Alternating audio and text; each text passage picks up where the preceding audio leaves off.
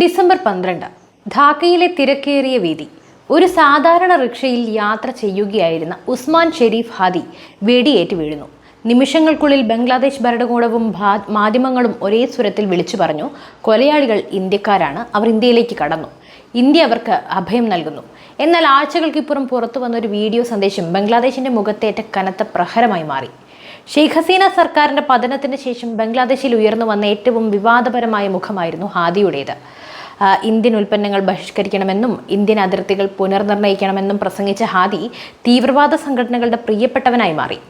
ഹാദിയെ സൃഷ്ടിച്ചവർക്ക് തന്നെ അയാൾ ബാധ്യതയായി മാറിയപ്പോൾ അയാളെ ഇല്ലാതാക്കി ആ കുറ്റം ഇന്ത്യയുടെ തലയിൽ കെട്ടിവെക്കാനായിരുന്നു അടുത്ത നീക്കം.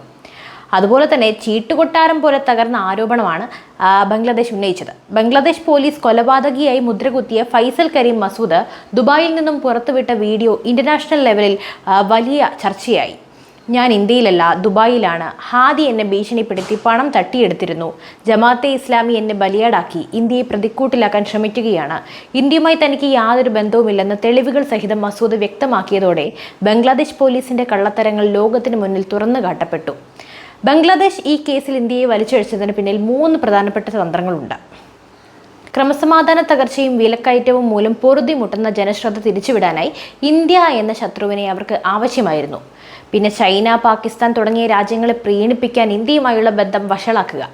ഇന്ത്യ വിരുദ്ധ വികാരം നിലനിർത്തിയാൽ മാത്രമേ ജമാഅത്തെ ഇസ്ലാമി പോലെയുള്ള സംഘടനകൾക്ക് ബംഗ്ലാദേശിൽ വേരോട്ടമുണ്ടാകൂ.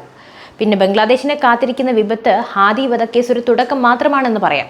ബംഗ്ലാദേശ് ഇന്നൊരു വലിയ ഗർത്തത്തിന്റെ അരികിലാണ് നിൽക്കുന്നത്. ന്യൂനപക്ഷങ്ങൾക്കും ഹിന്ദുക്കൾക്കും നേരെ നടക്കുന്ന ആസൂത്രിത ആക്രമണങ്ങൾ രാജ്യത്തെ തകർക്കുകയാണ്. ജമാഅത്തെ പോലെയുള്ള തീവ്രവാദ സംഘടനകൾക്ക് ഭരണകൂടം അടിമപ്പെടുമ്പോൾ ബംഗ്ലാദേശ് മറ്റൊരു അഫ്ഗാനിസ്ഥാനായി മാറാൻ അധികകാലം ഒന്നും വേണ്ടിവരില്ല. ഇന്ത്യയെ അടച്ചാക്ഷേപിച്ച് സമയം കളയാതെ സ്വന്തം മുറ്റത്തെ വിഷപ്പാമ്പുകളെ തുരത്താനാണ് ബംഗ്ലാദേശ് ഭരണകൂടം ഇനിയെങ്കിലും ശ്രമിക്കേണ്ടത്. സത്യം എന്നെന്നും മൂടിവെക്കാനാവില്ല. അതിൻ്റെ തെളിവാണ് ഫൈസൽ മസൂദിന്റെ വെളിപ്പെടുത്തൽ.